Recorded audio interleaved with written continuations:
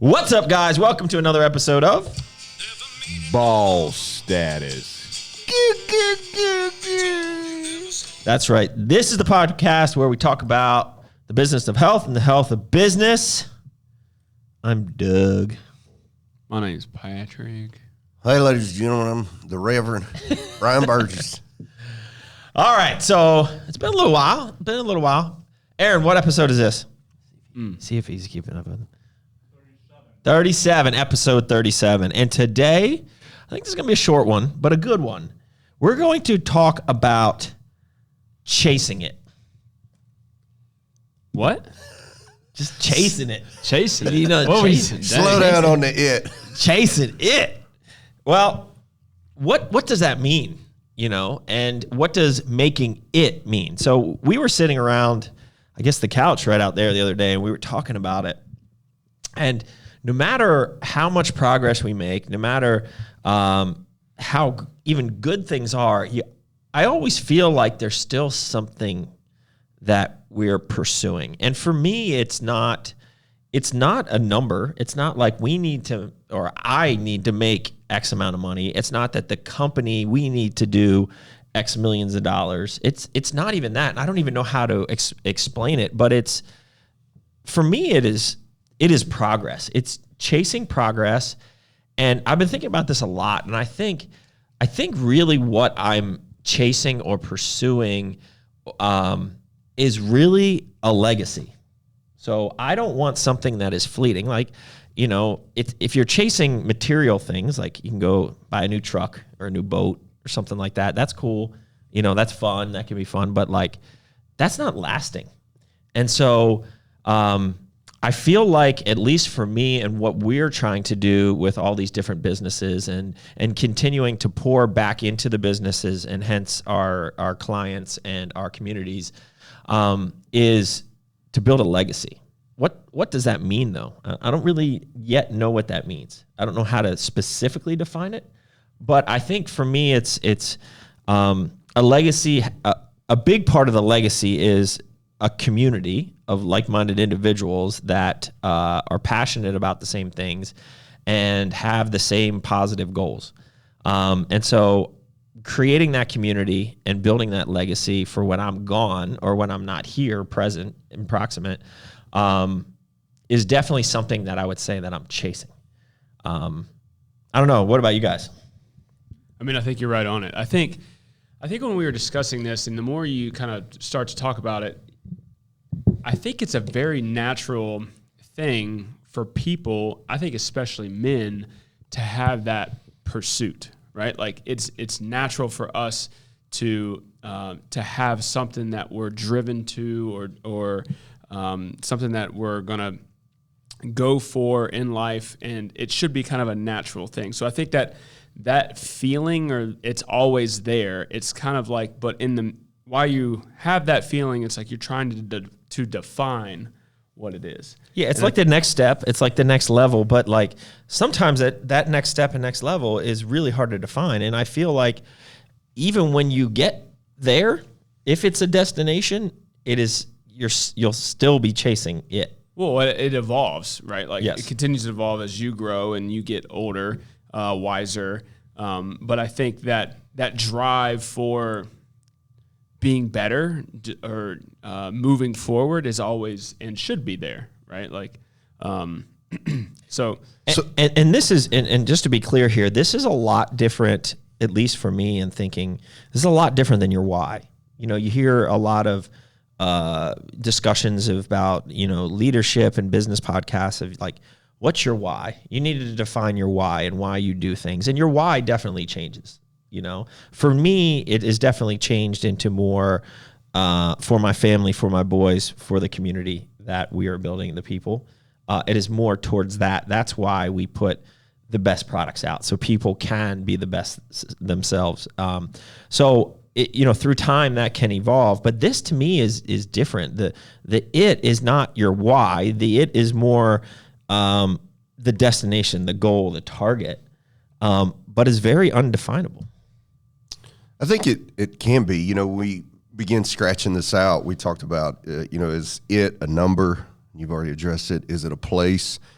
some people are like, it for me is finishing 30 years of doing this and then having my house at the beach, and I'm going to wake up walking on the sand, and I'm going to walk on the sand before I go to bed at night. So it's a place. Some it's a state of being. I want to know that my kids love me and my wife loves me, and so if I draw my last breath, some people talk about mental wellness, that they finish well in that regard, and we even talked about a word that we kind of giggle at, but like a total like organic nature. I think for me, as I've since we've scratched this out, is I think about it as glory. And glory for me is basically in two parts. I can either live for my glory or I can live for God's glory. And I don't even have to talk much about God's glory to do that. But that glory is the sense that it's something else is shining. So what I found over the years in my own pursuit of it is that every time I live for my glory, it's a black hole. A black hole just constantly consumes. It's always got an angle of I'm not the best that I can be. But when I live for his glory, everything then has a different twist. So whether it's money in my hands, or it's relationships, whether it's business deals, or it's networking people, hey, I want to get this person connected with this person so that they can discover their it. Glory becomes a huge thing. And I think about glory in this way. You ever been to a bonfire? Oh, college days, oh, yeah. Middle of the field. Did you guys do that up in PA? Oh, yeah. Oh, yeah. I didn't know if they had bonfires up there. Yeah. No, just kidding. There's a lot of sinning going on. Yeah. So normally you went to a bonfire at night, and how did you know when you got out of your truck, got out of your car in the middle of this field, how did you know where the bonfire was? Saw the light. Smoke. You saw the light. You saw the light and the smoke. And for me, that's like glory. There's something that is happening in our lives, in our businesses, in our families, in our communities, that all you got to do is just look, and you're going to see the light. You're going to see that shine. And I think that's what draws me to what we do here, is because you don't have to look very far to see the distinct light. That we care about what goes in the products, we care about the community we're developing, we care about enriching what Doug was talking about, that like-mindedness. And so I understand when Doug talks about a legacy, because whatever I want to be a part of, I want that legacy to be like it is a constant light. Like when everything else is dark and when everybody else is like being selfish, like a black hole, just pulling it all in, I want to be that one that long after I go, that it shines. So for us who are when we were sitting around talking about this, that was a quick answer that we came to, right? Like as three Christian men, we both have, the three of us all have these bigger material goals for ourselves and our family, but very quickly it became clear that like we're chasing the glory, right? We're chasing, the approval of Jesus Christ, and, we're doing it for him and what he did for us, right? Like, and so like, it was very easy for us to come to that, but let's take a more of a secular approach to this, a non-religious approach for 1 second. To me, and all that was about, it was really chasing it is more about others than it is about ourselves. Yeah. And it has to be, right? And I think there was definitely a switch. I mean, I think in my early 20s, it was definitely about me. Oh, yeah. Right? Like, and there was the vision boards and the fancy cars and the boats and the, all that stuff. I never really did a vision board, but, it was up here. It was up here. And at some point in time, like all that was kind of out, like that will come, like if it's meant to, but like if you stick this path of really serving others, it just makes things way more rewarding. And it makes the work, honestly, not really work. It's just awesome. And so I think from a non-religious point of view, taking just a little bit more secular and black and white, I think that chasing it, for anyone to be truly successful and truly, I'll say happy, right? Fulfilled. fulfilled is a good word, right? I feel like it has to be about others and not about yourself. Yeah. And it has to be genuine, right? Like it has to be genuine. And I'd Are like you saying that right there? No. Serving. So you kind of touched on this simple note, but serving to receive it.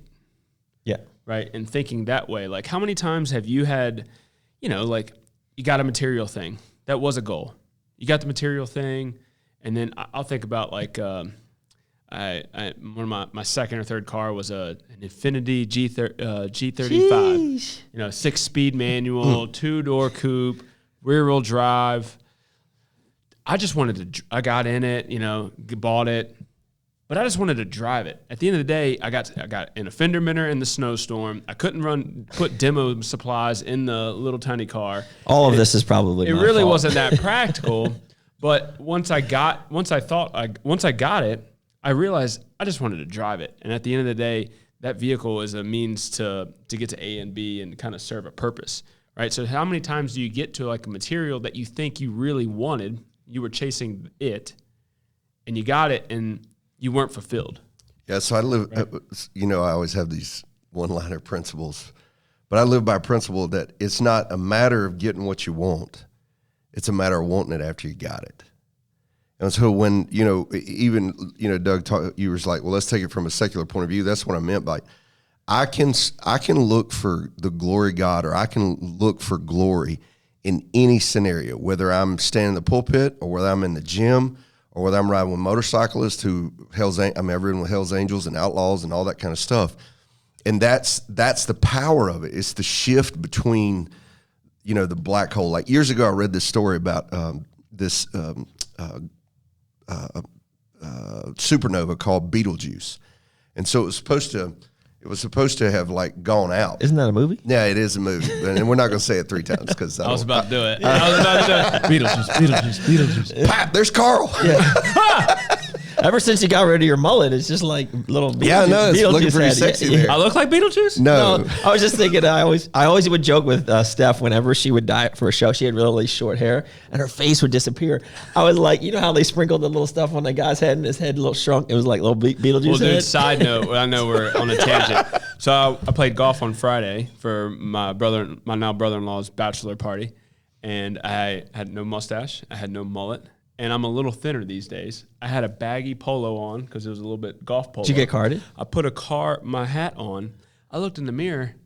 I sent Sam a picture. I was like, I look like a sick patient. This ain't right. Something's wrong here. Oh my gosh. All right. Anyways, side. Anyways, back to Beetlejuice. You were back to you're talking about supernova. Supernova, and when it dies, like it will, and I forget how many million light years it is away from the Earth. But it'll shine light for like 230 years. Yeah, after it's gone. Yeah, after it's gone. It's kind of like Alfred Nobel. He's a guy who invented ways to kill people faster than anybody else. He a zillion patents, never married, right? And he was the founder of dynamite. He's on his way back from his brother's funeral in Keynes, and he picks up a newspaper, and it erroneously reports the doctor of death is dead. The man who found ways to kill people faster. He came up with nitroglycerin, all kinds of stuff. Well, it shocked Alfred Nobel so bad that he changed his last will and testament. He handled a few of his relatives, but basically put the sum of his earnings into a trust that is celebrated every year when they give out the Nobel Peace Prize. So every how many years now, I can't remember the quick reference stuff. I didn't write any of that down. It just all came to me. All these years later, hundreds of years later, his legacy, his glory is still impacting people. And so I think that's something everybody has to define. When I met Truett Cathy years ago, we were backstage in an event, and the owner of Chick-fil-A. And I was like, I don't know who that is. Yeah. So he was talking about the act of tithing, giving your 10th to the church. And there were a bunch of young guys. I was in my 20s then. I had hair and a waistline and muscles, actually. And so he was back there, and he said, we tithe, or we give 90% of our income. We live on 10. And I was raised kind of with this, save 10, give 10, or give 10, save 10, and live on 80. So I'm sitting there, and sarcastically inside I say, man, if my 10 was like your 10%, I could give 90 away too. And he must have picked up on that, because he said, let me explain. And what he said to this day really, really shakes me. He said, as we started this business, we had our struggle, we had our ins and our outs, but he said we got to a place to where we were becoming successful. And he said there was just money coming in. And he said my wife and I started looking at one another, and we were like, okay, we got to give more. And so they started giving more. And before long, like, they're giving like 30 and they're giving 40. And he said in the middle of this, they looked at one another and asked this question: how much is enough? And they said it was enough for themselves or enough to give? Enough for themselves. Because he was like, the more we were serving and the more we were giving and the more we were doing, it was like the law of reciprocity, right. If you sow sparingly, So he, that question though has like archetyped in my head. It's a benchmark in my head, that at every new level, there's always a new devil. I always say that. And at every new level, to ask the question, how much is enough? Because we're in a world right now to where our kids, like, they have more, like, my kids have way more than I ever thought about having. We were laughing about that this on the morning on the radio. And I'm not so sure having more makes anybody better. So if you can be disciplined enough in the chasing of it, I think this is where we're at when we're talking about glory and we're doing something that outweighs us and we're thinking about this legacy, is to one of the keys, because we were asking the question, how do you get to it? So if it is this legacy, or if it is this glory, if it is serving other people, or then if the job's never done. It's never done. And so that comes along with our disciplines and our core principles to say, and I think one of the questions on how to get to it is how much is enough? Like, how much is enough for me? I guess it depends on how big your it is, right? Like, and how big you want your legacy to be, right? Because it, like you said, it will never be enough. Truett did pretty good. Yeah, not many people are going to beat him. But yeah. I guess the question is then, is this something that we need to write down? So I think we've been pretty good every year. We'll have like a planning meeting, and we'll set annual revenue goals, and we'll have, these will be based on, okay, we think this channel is going to do this channel is going to do this brand's going to do this, these stores are going to do this, et cetera, et cetera. And then we'll debrief at the end of the year, and then we kind of have longer term 5-year goals. But I wonder if this is something that you really need to write down and memorialize. Like, I know, and we've talked about it all the time, writing down the core values and writing down those goals, but like, I wonder if writing down it is like a worthwhile thing. Like, can you put that into words or something that's distillable that you could actually, and it might be a goal you never reach, but is that worth it? And it's almost like a mission. Oh yeah. Is it the mission statement? Yeah, but I think it's more than the mission statement, because we kind of have a mission statement. It's more than that. So I keep coming back to like there's it, but then I keep falling back to the pursuit. Right, so the journey, right? Like you're talking about is, should we write it down? So in that example, it was more like it's like our compass. Is goals for the company, right? But to get to it, there has to be a journey involved, and then going back to what you're explaining, which I keep like, is the serving to receive it. Right. Okay. So how am I going to hit this number on a sales perspective? Okay. So I need to serve my customers more and more and more. I need to give them the Crush It experience, the Nutrition Corner experience, because in my eyes, that's how sales happen. Yeah, you have to be aggressive sometimes, and you have to present and do all those things. But if you serve that person, then the sale should come. So like, I keep falling back on like it is the journey more than it is the destination. And I think in the process of like using Truett Cathy or Alfred Nobel or things we're saying, is it is really personal. Like, I need to be as sharp as I possibly can be so that I'm effective in every scenario that pertains to my it. I mean, so if I'm you know, whether it's in my position as a pastor, or whether it's my position as as a husband, as a dad, like Angie and I are pushing ourselves right now, be 1% better today than we were yesterday. And I don't know how we really quantify that, but we have a few bullet points that we're like, did that. Like, in one of those. In what areas? Like, all areas? In all areas, like in our fitness goals and our spiritual goals and like chores around the house, like nothing left undone. Like we didn't get home last night till 11:45 from baseball. And there, you know, everybody came in and unloaded their lunch boxes, and there were Tupperware everywhere, and I hate Tupperware. And the old me would have been like, I'm going to do it tomorrow, which would probably been like a third day, because the next day, like today, is super busy. Yeah. And I was like, no, 1% better. And there is something about walking away from that clear countertop that for me was like, this is a portion of my it. This is the legacy.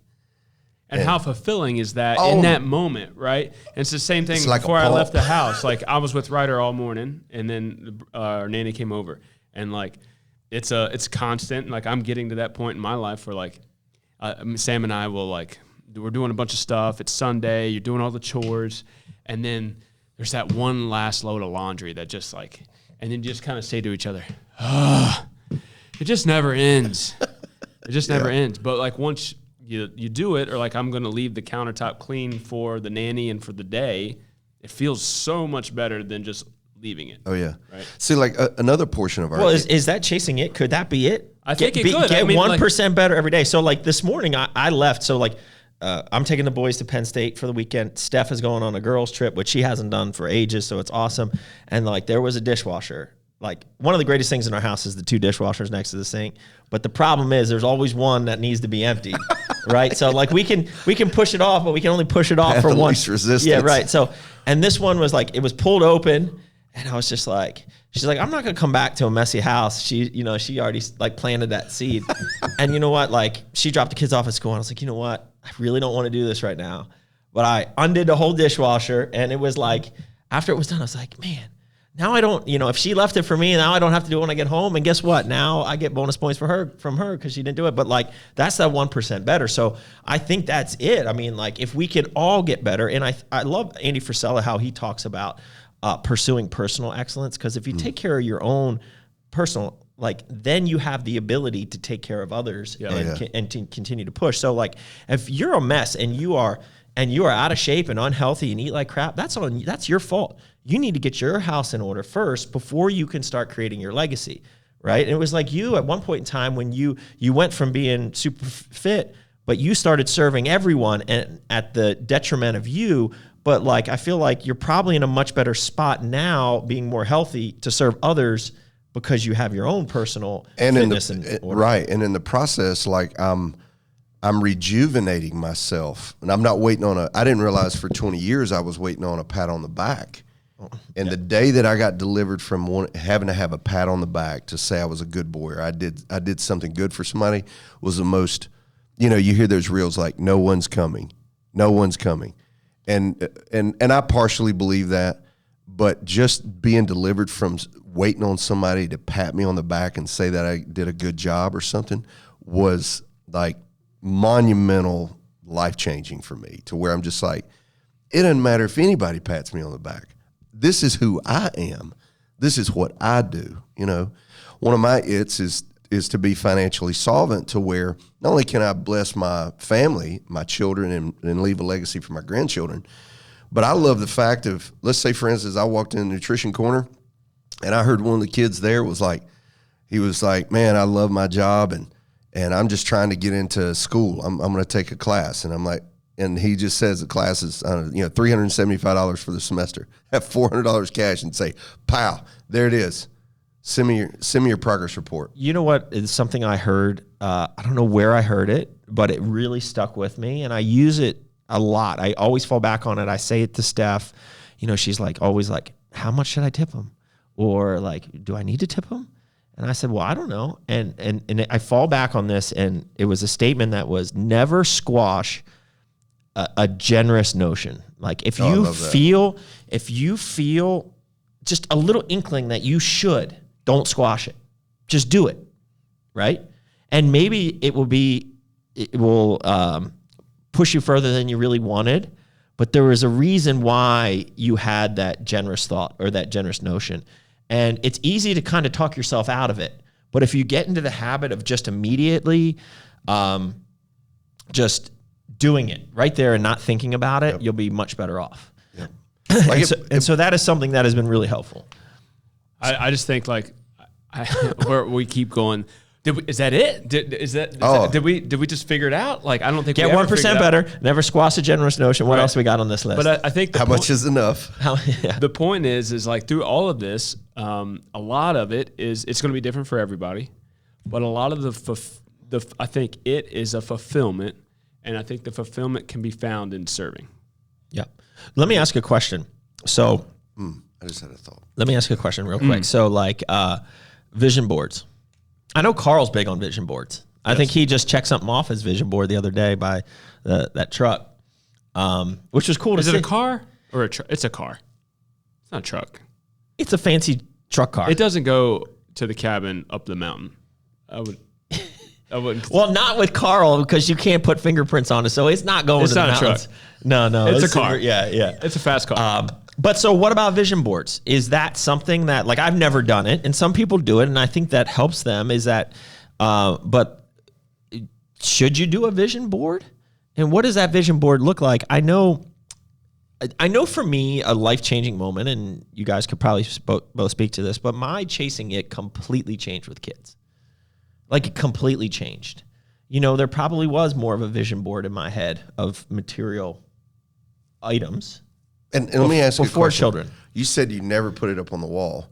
Was Yeah. it just in your head because of your own like glory? Like you didn't want people to think, oh my gosh, you know, Doug's selfish. No, I was probably just lazy and I didn't want to like cut out the magazine, you know, like. Yeah. And I don't even know what it was, but I was just like, I always wanted a nice car. I wanted nice cars. Like, so I've always driven a nice car. It's just even like when I graduated Penn State, I got my first job. I bought an Audi S4. Definitely should not have driven that car, but I was like, you know what? Whatever. I got like the best job I could have got and I can afford it, so I'm going to buy it. Yeah. You know, and then so I've always had nice cars. I just enjoy it, but I drive them for 5-7 years. I'm not flipping them every year. Like I enjoy them, but I don't worship them where like I can't. And this isn't a knock on Carl. We bust him because he's so anal and loves to keep things like spotless, but like I'll drive it and get it dirty. Like if, you know, my old Mercedes, like I would drive it hard. And if I got a scrape on the rim, you know, I got a scrape on the rim. Like, it's all right. Yeah. It's like, it's just a car. Yeah. So anyway, so like the vision board, probably of material things probably existed more before kids.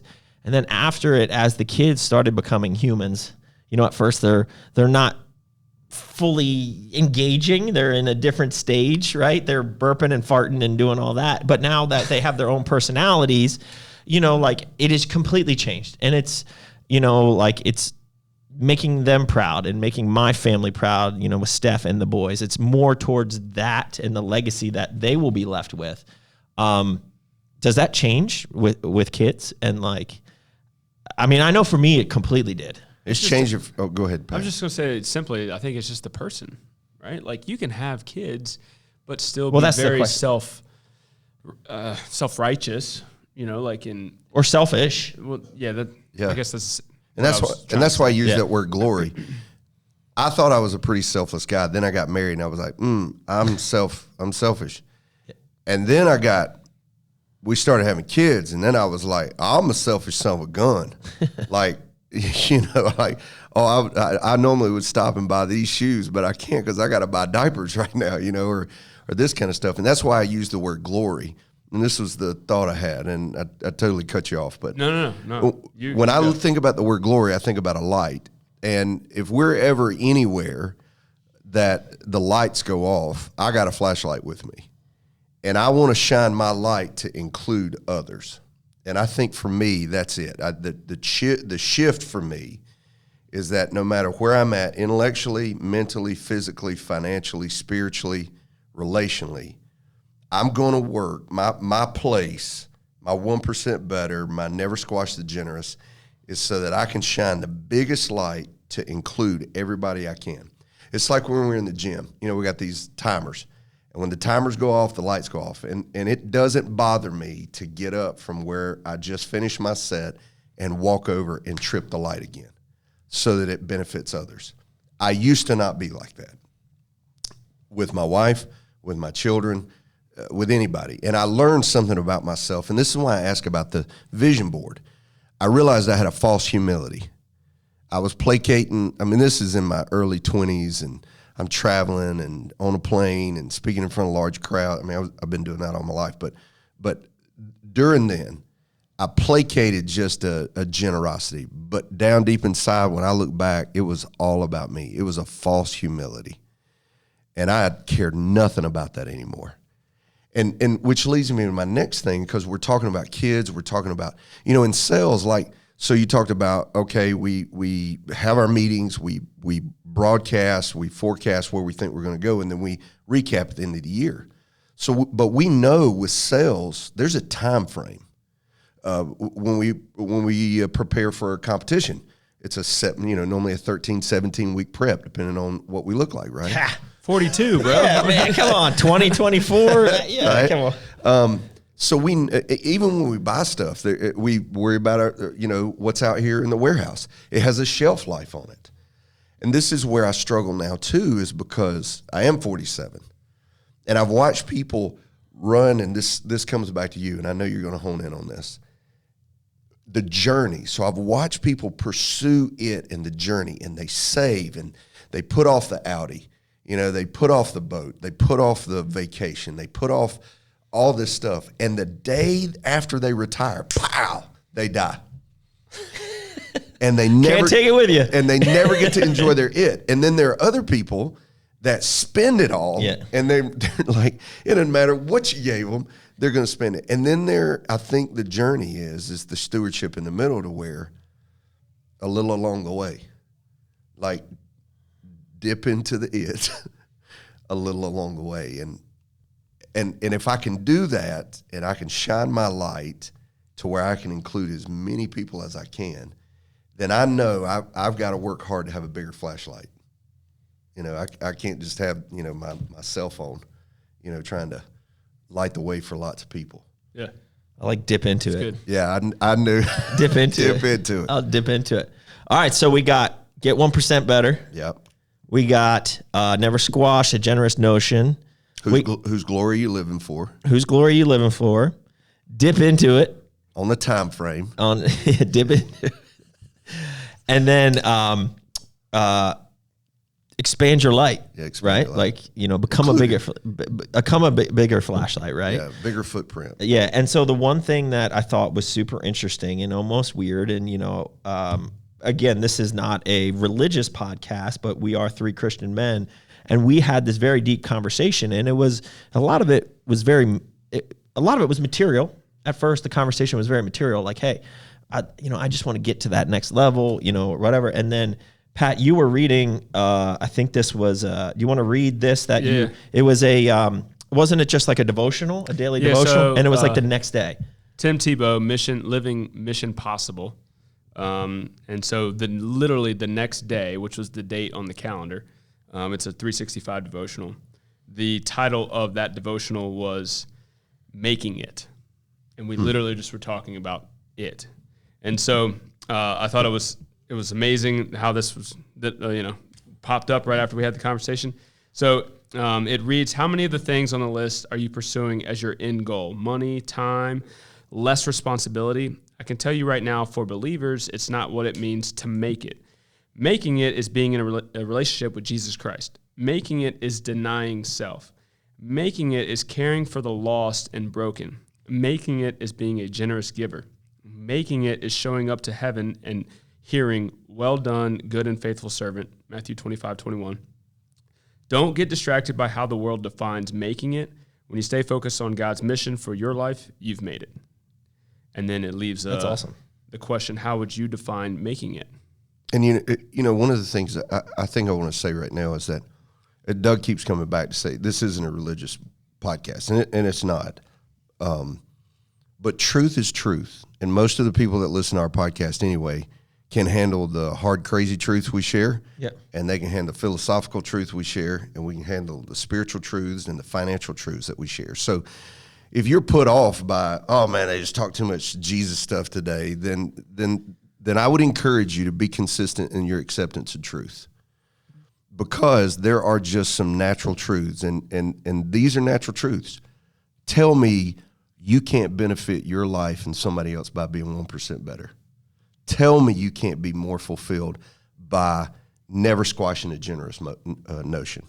Tell me you can't be better and enriched and fulfilled by figuring out what your time frame is and how you want to accomplish your goals. Tell me you won't be remembered well when you make yourself as strong as possible and as resourceful as possible, so that when it comes to your avenue and your sphere of influence, your bandwidth of the light you share includes so many people that when you are gone, or you're not there, or you take a vacation, or you even slow down for a second, everybody is aware of it because your presence is so strong.